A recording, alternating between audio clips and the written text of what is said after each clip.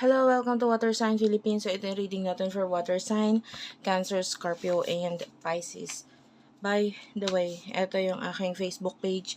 Feel free to follow and like yung page na yan. May mga sinishare ako dyang mga something na pwedeng magbigay din naman ng guide sa'yo. Madam P. Unipri, ayan, follow and like. Pag hindi mo siya ma-search, hashtag Virgo Philippines, hashtag Libra Philippines, yun yung i-search mo. Walang space. Or hashtag Water Sign Philippines, kasi lalabas yung post na may mga hashtag ko na ganun. Okay? So anyway, meron akong available astrological reading. Pwede ka dyan mag-inquire or virgophilippines@gmail.com. Ayan. And if you are a follower na dun sa aming TikTok, pwede ka na rin mag-inquire dun or sa Instagram dahil meron na po akong admin na pwedeng mag-assist sa inyo if you want to book a personal reading. Let's start. What do we have here for the sign of water sign?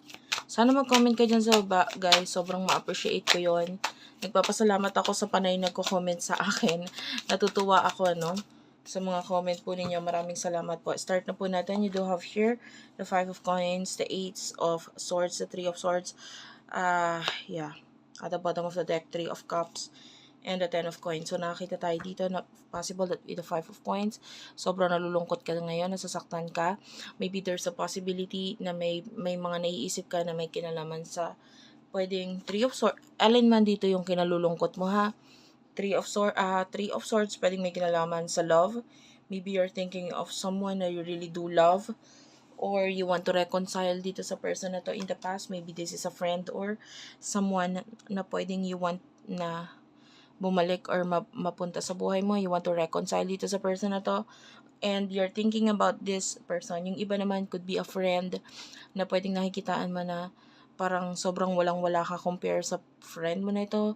Honestly, may nakikita tayong medyo nalulungkot ka kasi yung mga accomplishment of friend mo na ito with regards to his or her finances with the 10 of coins. Parang sa pera niya, sa accomplishment niya, sa buhay niya, parang kumpara sa'yo, parang walang-wala kang medyo naiinggit, parang ganun. Kasi ang dami na nangyari sa buhay niya and then ako ganito lang, parang ganun. Nakukumpara mo yung buhay mo sa kanya. But, yung iba naman sa inyo, pwedeng hindi yon, pwedeng may kinalaman sa love, pwedeng you feel like may person ka na gustong mabalik sa buhay mo and this is a past person. So, sino tong person na nakakonect mo pagdating sa love? Who is this person? Nakakonect mo pagdating sa love. Pag hindi ka nakaka-relate, nakaka-resonate, okay lang yon. May mga next reading pa naman tayo. Okay? So, pagdating sa love, you do have here the 7 of swords and the 8 of cups. So, pwedeng may person na umiiwas or lumalayo or hindi na nagiging ganun ka-connect sa'yo ngayon. But with the 8 of cups, yeah. Yung iba sa inyo, this could be a future person na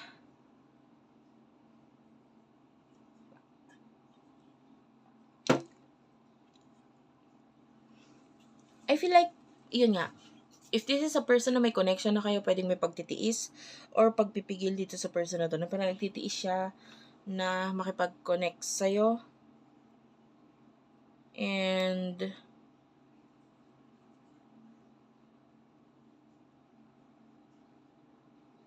pwedeng hindi mo alam na lagi lang siya nandyan para sa'yo.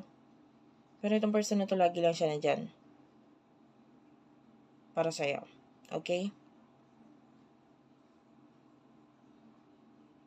And the magician is at the bottom of the deck. This is Virgo energy.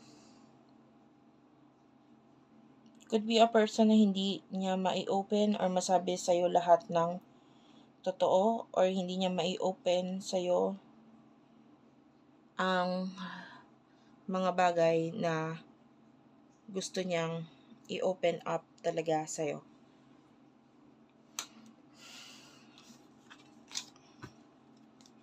Ano yung emosyon nyo sa isa't isa? I just saw the number 444. This could be a reading. Kung lagi mo nakikita yung number na yun.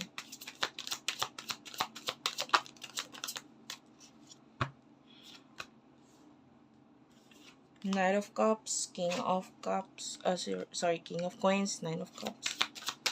Emotion. Emotion ng person na kakonect mo. Person na kakonect mo is the Four of Coins, the Knight of Wands, and the Sun. So, ngayon nagpo-focus siya sa happiness niya. Ikaw, nakikita natin with the Nine of Cups. Pwedeng marami kang option or meron kang ibang options. Pero with the King of Coins, nagpapaka-professional ka dito with the Knight of Cups. I feel like you do love this person. And with the King of Coins, pwedeng alam mo kung yung person mo is stable. I feel like there's a lot of love dito na nararamdaman mo para sa person na to. Ayan. Kasi, pero kung hindi stable yung person mo, this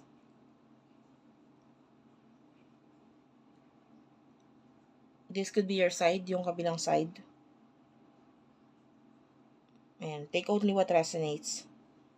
So, nakikita natin ngayon, gusto mo tong person na to, lalo mo siya nagugustuhan dahil sa mga success na nai-experience niya sa buhay niya. Parang kahanga-hanga talaga siya. Parang ganon. Gusto mo siya and pwedeng you do love this person. Okay? Hindi naman dahil pera lang yung ginusto mo sa kanya, pero merong something sa kanya na kakaiba na pwedeng wala sa iba. Okay? With the Nine of Wands, there's a lot of passion dito sa person na to. Pero sabi ko nga, pwedeng nag-focus siya sa mga bagay na makakapagpasaya sa kanya ngayon. And maybe, I can see the sign of Scorpio. You could be dealing with a Scorpio. Four of Coins, this is showing to me as like, itong person na to, medyo sarili niya muna ang iniisip niya ngayon. Kasi, kung magpo-focus siya sa'yo, or sa connection na ito, pwedeng hindi niya magagawa yung mga bagay na dapat niyang gawain. Ayan. And with the Death card, I can see a rebirth sa inyong dalawa ng person na to, sa connection ninyo. So, yeah, this could be a person in the past.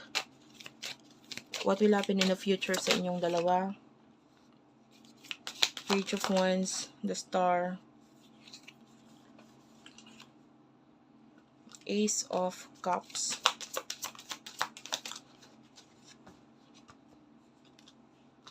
Three of Coins, the Magician, and the Emperor. Well, honestly, nakikita natin magiging maganda. The Hierophant, marami kayong matututunan sa bawat isa. This could be a new person in the future for you.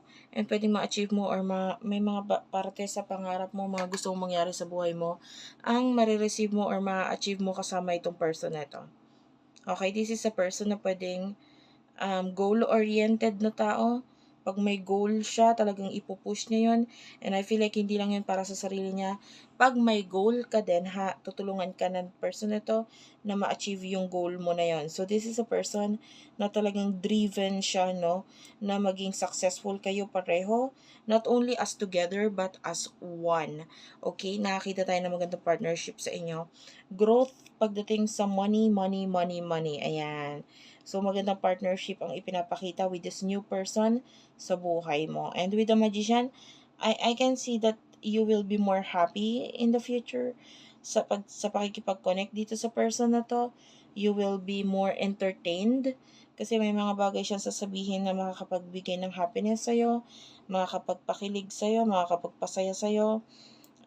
If you're not happy right now sa situation mo, pwedeng soon magiging mas masaya ka na pagdating ng taong ito sa buhay mo. And kailangan mo lang mag-take ng actions, honestly. And with the Hierophant, you will gain a lot of knowledge sa kanya. Mas marami kang matututunan. Ayan na. Continuous ang pagkatuto ninyo sa bawat isa. And yeah, mas magandang communication with this future para sa'yo, with you, and this person. By the way, may narinig ako nag-doorbell. This could be a reading. Hindi yun sa amin kasi honestly, like, 4 or magfo-4 pa lang sa amin. Thank you for watching. I love you all and bye-bye.